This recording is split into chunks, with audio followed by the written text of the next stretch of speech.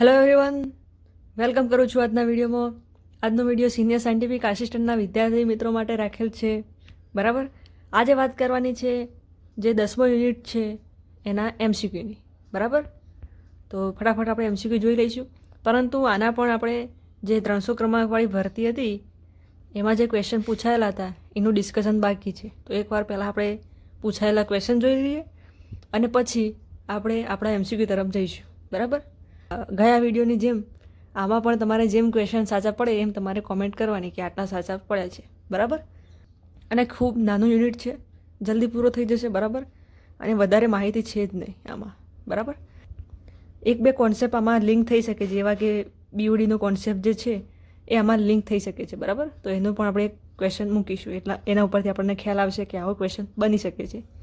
પરંતુ અત્યારે હાલ સૌથી પહેલાં આપણે જોઈએ કે જે 300 ક્રમાંકની ભરતીમાં જે પૂછાયેલા ક્વેશ્ચન હતા એની વાત કરીએ. બરાબર, તો વાત કરીએ જે પ્રશ્નો પૂછાયેલા છે એની. તો આ પહેલો ક્વેશ્ચન છે, તમે જોઈ શકો છો કે ગંદા પાણીની ગૌણ એટલે કે દ્વિતીય સારવાર મુખ્યત્વે ખાલી જગ્યા ઉપર આધાર રાખે છે.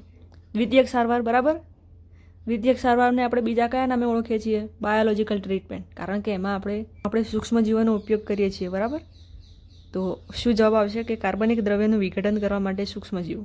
બરાબર, નેક્સ્ટ ક્વેશ્ચન જોઈ શકો છો કે તૃતીયક સારવારમાં અંતિમ જીવાણુનાશક ક્રિયા પગલામાંથી એક કયું છે કે જે કાર્સિનોજન ઉત્પાદનને ટાળે છે?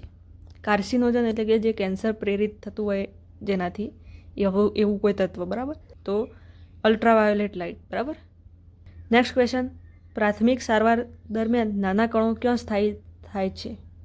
સ્થાયી થવાની વાત આવી પ્રાથમિક સારવારમાં, તો સેડિમેન્ટેશન ટેન્કમાં. બરાબર, next question, primary treatment of waste water mainly remove, પહેલી જે પ્રાથમિક સારવાર છે એ શું રિમૂવ કરે છે, શું દૂર કરશે મુખ્યત્વે?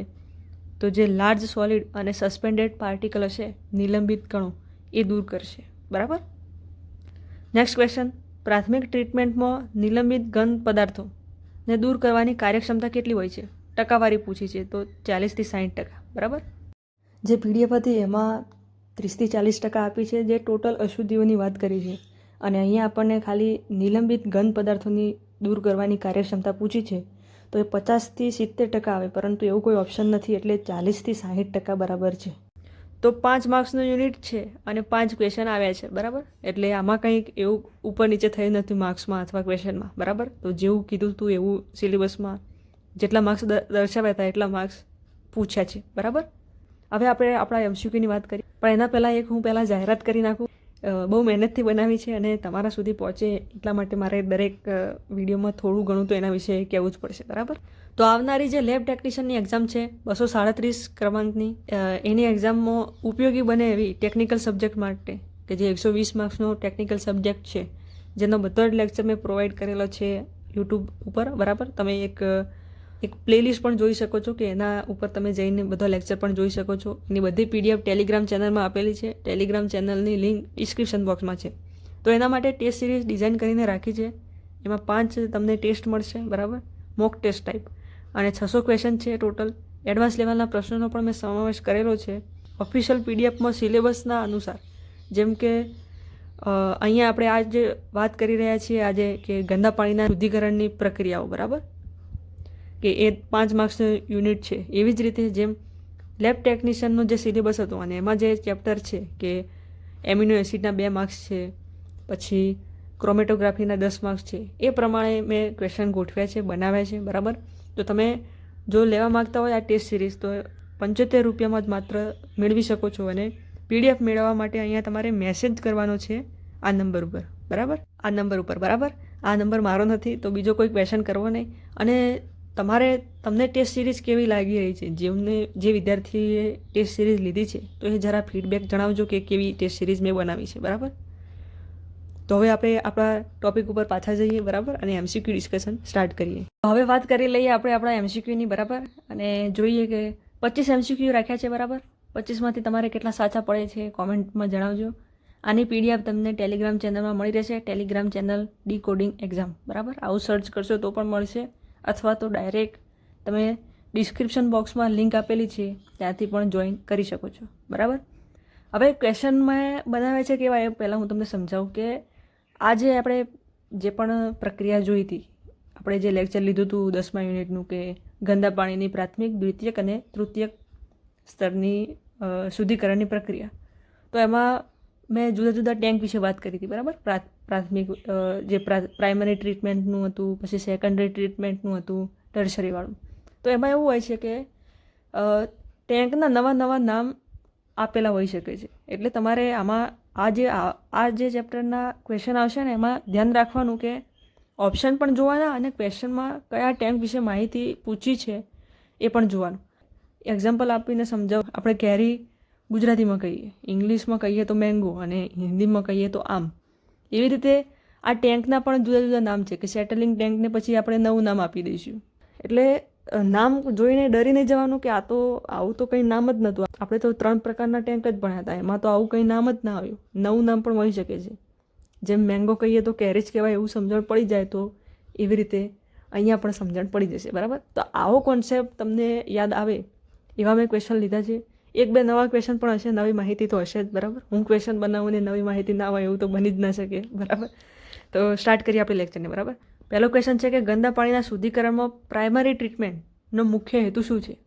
પ્રાઇમરી ટ્રીટમેન્ટ, પ્રાથમિક સારવાર, એનો મુખ્ય હેતુ શું છે? તો મોટા કણો અને ગંદ પદાર્થોને દૂર કરવાનો, બરાબર. કારણ કે આમાં 2 જ પ્રક્રિયા કરીએ છીએ આપણે, ફિલ્ટ્રેશન અને સેડિમેન્ટેશન. નેક્સ્ટ ક્વેશ્ચન, સ્ક્રીનિંગ પ્રક્રિયામાં મુખ્યત્વે શું દૂર કરવામાં આવે છે? સ્ક્રીનિંગ, બરાબર. આપણે પ્રાઇમરી ટ્રીટમેન્ટની જ વાત છે, તો એમાં મોટા ગંદ પદાર્થોને દૂર કરવામાં આવે છે. નેક્સ્ટ ક્વેશ્ચન, ગ્રીડ ચેમ્બરનો ઉપયોગ શેના માટે થાય છે? અહીંયા ના લખવાનું રહી ગયું છે, બરાબર. તો શેના માટે થાય ગ્રીડ ચેમ્બરનો ઉપયોગ? તો રેતી અને પથ્થર કણો દૂર કરવા માટે, બરાબર. હજુ પ્રાઇમરી ટ્રીટમેન્ટની જ વાત થઈ રહી છે અહીંયા. નેક્સ્ટ ક્વેશ્ચન, સેડિમેન્ટેશન ટેન્કમાં પાણી કેટલા સમય સુધી રાખવામાં આવે છે? અહીંયા સેડિમેન્ટેશન ટેન્કની વાત કરી છે. ઓપ્શન તમે જોઈ શકો છો. આનો આન્સર શું આવશે? 1 થી 2 કલાક. કેમ આવું 1 થી 2 કલાક? કારણ કે સેડિમેન્ટેશન એટલે કે ગુરુત્વાકર્ષણના બળથી જે બધા પદાર્થો જે તરતા છે ઉપર, એ બધા જે ભારે પદાર્થો છે નીચે બેસી જશે, બરાબર. એટલે સેડિમેન્ટ થઈ જશે. જો સ્થિર પાણી રાખીએ 1 થી 2 કલાક સુધી તો એ નીચે બેસી જાય, બરાબર. પરંતુ જો અહીંયા જે સેટલિંગ ટેન્ક છે એનું કંઈક વાત કરી હોય કે એમાંથી ક્યારે આપણે બીજા ટેન્કમાં આપણે જે ઇફ્લુએન્ટ છે, સેકન્ડરી ઇફ્લુએન્ટ, એને લઈ જઈએ તો જ્યારે બીઓડીમાં ઘટાડો જોવા મળે ત્યારે, બરાબર. એટલે બંને પ્રશ્નો અલગ છે, બંનેના કોન્સેપ્ટ પણ અલગ અલગ છે, બરાબર. નેક્સ્ટ ક્વેશ્ચન, બાયોલોજિકલ ટ્રીટમેન્ટ કયા સ્તરે કરવામાં આવે છે? નામમાં જ છે બાયોલોજિકલ ટ્રીટમેન્ટ. કઈ ટ્રીટમેન્ટ? સેકન્ડરી ટ્રીટમેન્ટને આપણે કહેતા હતા કે બાયોલોજિકલ ટ્રીટમેન્ટ છે, બરાબર. કેમ કે માઇક્રોબ્સનો ઉપયોગ થાય છે. માઇક્રોબ્સ એટલે કે સૂક્ષ્મજીવો, બરાબર. Next question, activated sludge process કયા સ્તરે થાય છે? આ પણ સેકન્ડરી ટ્રીટમેન્ટનો જ ભાગ છે, બરાબર. નેક્સ્ટ ક્વેશ્ચન, ટ્રિકલિંગ ફિલ્ટરનો ઉપયોગ કયા માટે થાય છે? હવે આનું તમે સાંભળ્યું છે કે આ ટ્રિકલિંગ ફિલ્ટર, તો એ કાર્બનિક પદાર્થોનું જીવાણુ દ્વારા વિઘટન કરવા માટે થાય છે. આ શું છે? એની અંદર પ્લેટો લગાવી હોય એવી રીતે હોય છે અને એના ઉપર પછી પાણી જવા દેવાનું, જે ગંદુ પાણી હોય. અને આ જે પ્લેટો લગાવેલી હોય એના અંદર સૂક્ષ્મજીવો ગ્રો કરતા હોય, એટલે એ બધા જે પાણી આવતું હોય એની અંદરની બીઓડી ઘટાડી દે, બરાબર. નેક્સ્ટ ક્વેશ્ચન, સેકન્ડરી ટ્રીટમેન્ટમાં મુખ્યત્વે કયા સૂક્ષ્મજીવો કામ કરે છે? મુખ્યત્વે પૂછ્યું છે, બરાબર.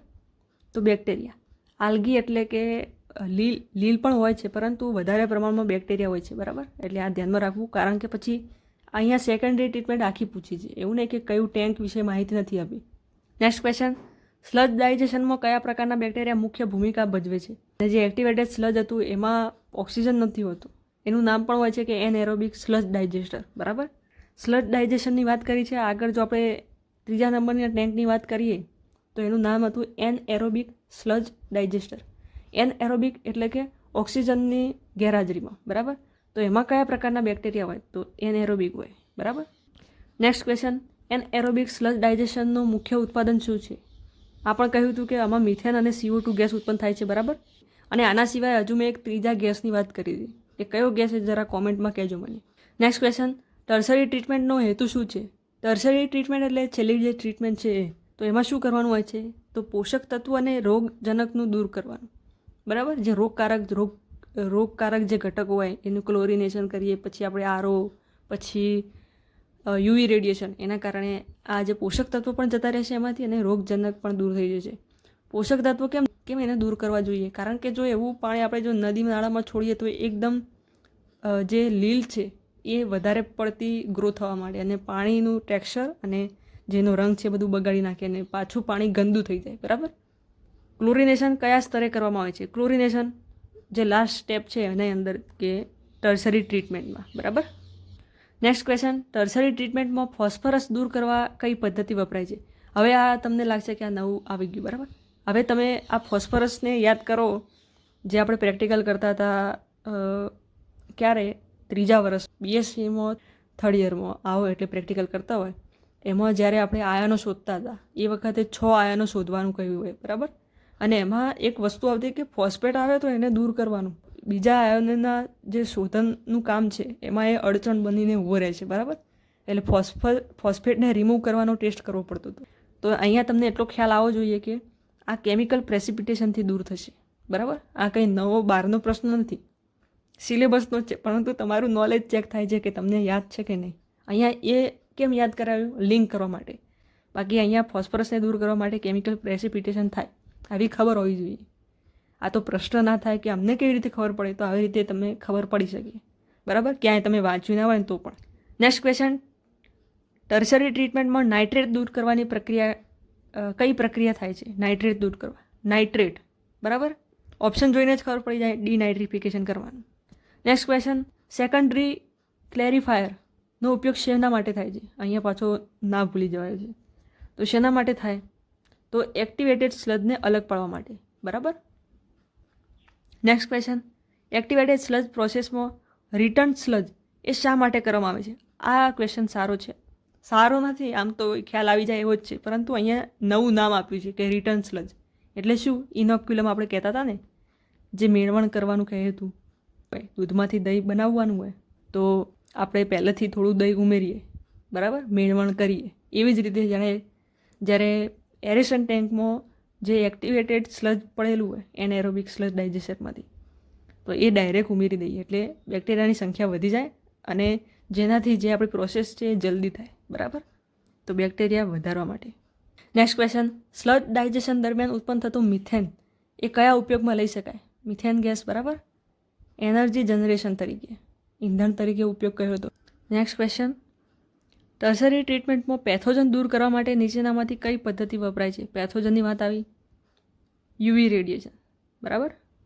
નેક્સ્ટ ક્વેશ્ચન, વેસ્ટ વોટર ટ્રીટમેન્ટમાં પોલિશિંગ પોન્ડનો હેતુ શું છે? હવે આ નવું નામ આવ્યું. પાછું એમ થાય કે હવે આ પોલિશિંગ પોન્ડ એટલે શું? પણ નામમાં જ છે પોલિશિંગ. છેલ્લે આપણે પોલિશિંગ કરીએ. બરાબર. તો એવી રીતે શું કરીએ? તો છેલ્લે ઇફ્લુએન્ટમાં છેલ્લી સુધારણા કરવા માટે.